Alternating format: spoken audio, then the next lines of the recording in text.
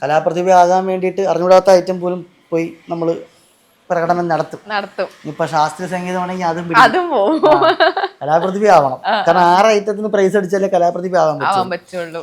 അപ്പൊ അങ്ങനെ കലയ്ക്ക് വേണ്ടി പിന്നെ ഒത്തിരി തവണ ഒത്തിരി എന്റെ വേറെ ആരും ഇല്ലെന്നാണ് സത്യം. ഞാനും എൻ്റെ ഒരു ഫ്രണ്ട് ഉണ്ട്, പാർവതി പ്രകാശ് എന്നുള്ളത്. പുള്ളിക്കാരിയാണ് കലാതിലകം, ഞാൻ കലാപ്രതിഭ. എല്ലാ വർഷവും അങ്ങനെ തന്നെയാണ്, മാറി മാറി വരും. പിന്നെ അന്ന് ഒരുപാട് നല്ല സുഹൃത്തുക്കൾ ഉണ്ടായിരുന്നു കുട്ടിക്കാലത്ത്. എനിക്കിപ്പം നാടകങ്ങൾ ചെയ്ത ഒരുപാട് സുഹൃത്തുക്കൾ എല്ലാവരും ഇപ്പം ഇല്ല. പല ആൾക്കാരും പല മേഖലയിൽ തിരിഞ്ഞു പോയി. കുറച്ച് ആൾക്കാർ ഇപ്പോഴും നാടകത്തിൽ തന്നെ വളരെ സജീവമായിട്ട് നിൽക്കുന്നുണ്ട്. +2 വരെ പഠിക്കുന്നതിനോടൊപ്പം തന്നെ പലതരത്തിലുള്ള ജോലികൾക്ക് പോകുമായിരുന്നു പണ്ട് മുതലേ. അങ്ങനൊരു സ്വഭാവം എനിക്കുണ്ട്. നാട്ടിലെ സുഹൃത്തുക്കൾ എല്ലാവരും കൂടെ ചേർന്നിട്ട് നമ്മൾ വെക്കേഷൻ സമയത്ത് പലതരത്തിലുള്ള ജോലികൾക്ക് പോയി അതിൽ നിന്ന് കിട്ടുന്ന വരുമാനത്തിൽ ജീവിതം സർവൈവ് ചെയ്ത് പോകുന്നൊരു ടൈപ്പായിരുന്നു. പിന്നെ നമുക്ക് ഇന്നത് വേണം എന്നുള്ള വാശിക്ക് പുറകെ യാത്ര ചെയ്യുന്നൊരു ആളൊന്നും ആയിരുന്നില്ല. ഇപ്പോൾ ഇഷ്ടപ്പെടുന്ന ഒരു ഷർട്ട് ആഗ്രഹിച്ചാൽ ആ ഷർട്ട് അപ്പം കിട്ടണമെന്നില്ല, അല്ലെങ്കിൽ നമുക്കൊരു സൈക്കിൾ ആഗ്രഹിച്ചാൽ ആ സൈക്കിൾ കിട്ടണമെന്ന് ആ സമയത്തൊന്നും അല്ല എൻ്റെ ലൈഫിലേക്ക് എനിക്ക് ഒന്നും വന്നു ചേർന്നത്. പിന്നെ മുഴുവൻ സമയവും ഈ പറഞ്ഞ കലാപരമായ കാര്യങ്ങൾ നിൽക്കുന്നതും ഉള്ളതുകൊണ്ട് തന്നെ ഹാപ്പി ആയിരുന്നു ഞാൻ, വലിയ സന്തോഷം തന്നെയായിരുന്നു.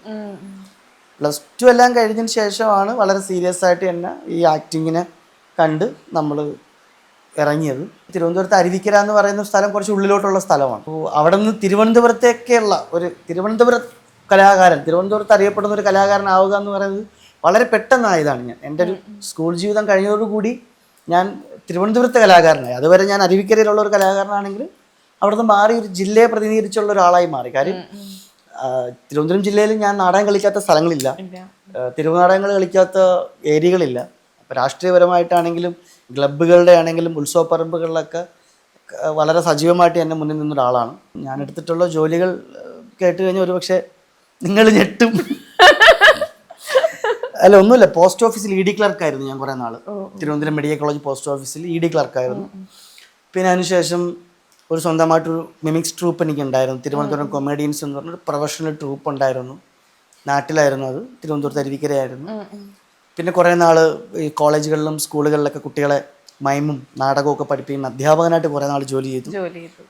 ഇതിനിടയിലെല്ലാം എൻ്റെ പെർഫോമൻസും ഉണ്ട്, പാരലൽ ഇതും ഉണ്ടായിരുന്നു. ജഡ്ജ്മെൻറ്റിന് പോകുമായിരുന്നായിരുന്നു. പിന്നെ റെയിൽവേയിൽ ഞാൻ പറഞ്ഞിട്ടുണ്ട്, റെയിൽവേ IRCTCയിൽ കുറേ നാൾ അങ്ങനെ കുറച്ച് ജോലികൾ ചെയ്തു.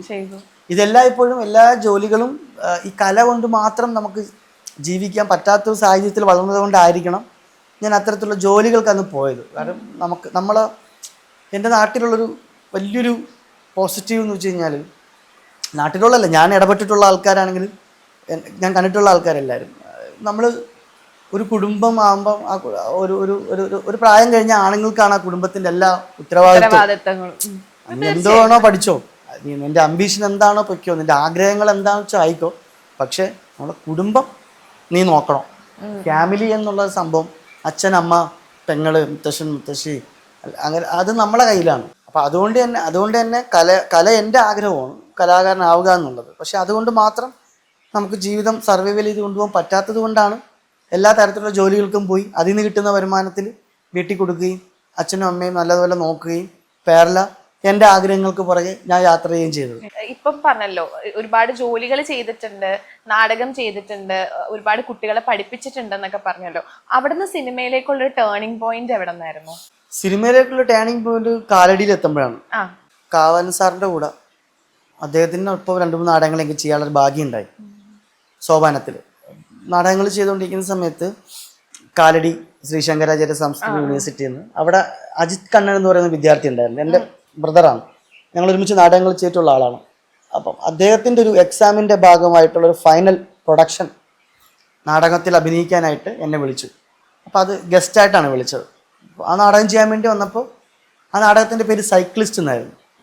സൈക്ലിസ്റ്റ് നാടകം ഒരുപക്ഷെ എൻ്റെ ജീവിതവുമായിട്ട് ഭയങ്കര കോർത്തിണക്കുന്നൊരു നാടകമായിരിക്കും. കാരണം സൈക്ലിസ്റ്റ് തൻ്റെ ബൈസൈക്കിളിൽ ലോകം മുഴുവൻ ചുറ്റിക്കാണാൻ ആഗ്രഹിക്കുന്ന ഒരു ചെറുപ്പക്കാരൻ്റെ കഥയാണ്.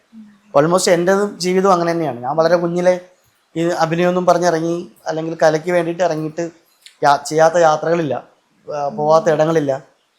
അപ്പം കറങ്ങി തിരിഞ്ഞ് എത്തുന്നിടത്ത് വീണ്ടും എവിടെ പോയാലും കറങ്ങി ഒരു സ്ഥലത്ത് നമ്മൾ എത്തിക്കൊണ്ടേയിരുന്നു. ആദ്യം തന്നെ സൈക്ലിസ്റ്റ് എന്നൊരു നാടകം കാലടി യൂണിവേഴ്സിറ്റിയിൽ ചെയ്തു. അത് വലിയ രീതിയിലുള്ള സംസാരമായി. അത് സംസാരമായെന്ന് വെച്ച് കഴിഞ്ഞാൽ ആ നാടകത്തിന് നല്ല രീതിക്കുള്ള റീച്ച് കിട്ടി. റീച്ച് കിട്ടി. അധ്യാപകർക്കിടയിൽ നല്ലൊരു ടോക്ക് വന്നു. അതിനുശേഷം അക്കാഡമിയുടെ കീഴിൽ ആ നാടകം 1-2 സ്ഥലങ്ങളിൽ അല്ലാതെ കളിക്കാൻ പറ്റി. ഒരുപാടധികം മത്സര വേദികളിൽ എനിക്കത് പെർഫോം ചെയ്യാൻ പറ്റി. അതിനുശേഷം ഞാൻ ആ കോളേജിൽ അഡ്മിഷൻ എടുത്തു. അത് ഭയങ്കര ട്വിസ്റ്റാണ്. അത് ഞാൻ നാടകം ചെയ്യാൻ വേണ്ടി വന്നപ്പോഴാണ് എനിക്ക് മനസ്സിലായത് ഞാനിങ്ങനെ കറങ്ങി നടക്കുന്ന ഒരാളാണ് ഈ കലയെന്നും പറഞ്ഞിട്ട്. എനിക്ക് എവിടെയെങ്കിലും എന്നെ ഒന്ന് ലോക്ക് ചെയ്യണം, അതെനിക്ക് അവിടെയാണ് കിട്ടിയത്. കാര്യം എല്ലാം ഉണ്ട് അവിടെ. ക്രിയേറ്റീവായിട്ട് നിൽക്കുന്ന, എനിക്കൊപ്പം ക്രിയേറ്റീവായിട്ട് നിൽക്കുന്ന ഒരുപാടധികം ആൾക്കാരുണ്ട്.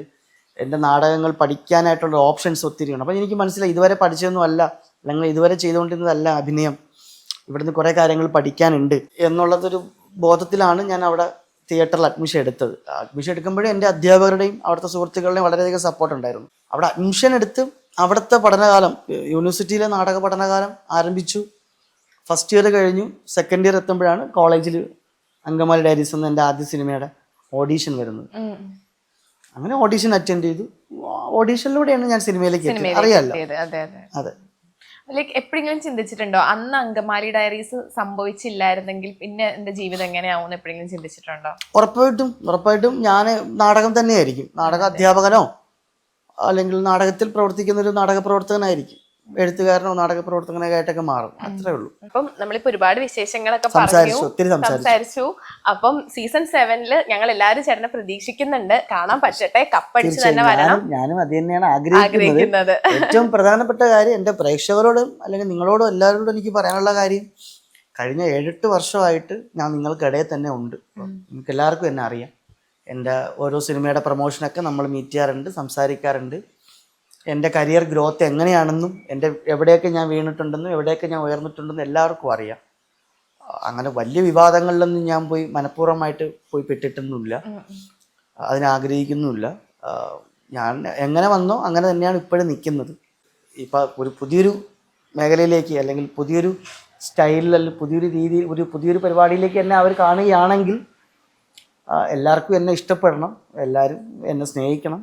ഞാൻ ചെയ്യുന്നതിൽ എന്തെങ്കിലുമൊക്കെ ഒരു സത്യസന്ധമായ കാര്യങ്ങളുണ്ടെന്ന് നിങ്ങൾക്ക് ബോധ്യം വരികയാണെങ്കിൽ ഉറപ്പായിട്ടും ഒരു വീട്ടിലുള്ള ഒരു അനുജനെ പോലെ കണ്ട്, ഒരു മകനെ പോലെ കണ്ട് നിങ്ങളെല്ലാവരുടെയും സപ്പോർട്ടും പ്രാർത്ഥനയൊക്കെ ഉണ്ടാവണം. ഇത്രേ എനിക്ക് ഓഡിയൻസിനോട് പറയാനുള്ളൂ. പിന്നെ ഇനി ഒരുപാട് ദൂരം യാത്ര ചെയ്യാനുണ്ട്. അത് ഈ പറയുന്ന ബിഗ് ബോസ് എന്ന് പറയുന്ന ഷോ മാത്രമല്ല, ഷോയിൽ പോയില്ല എന്നുള്ളതല്ല, ഒത്തിരി കാര്യങ്ങൾ ഇനിയും ചെയ്യാനുണ്ട്. ഒത്തിരി വലിയ കമ്മിറ്റ്മെൻറ്റുകൾ എനിക്കുണ്ട്. അതൊക്കെ ചെയ്ത് നന്നായിട്ട് തന്നെ മുന്നോട്ട് പോകണം എന്നെനിക്ക് ആഗ്രഹമുണ്ട്.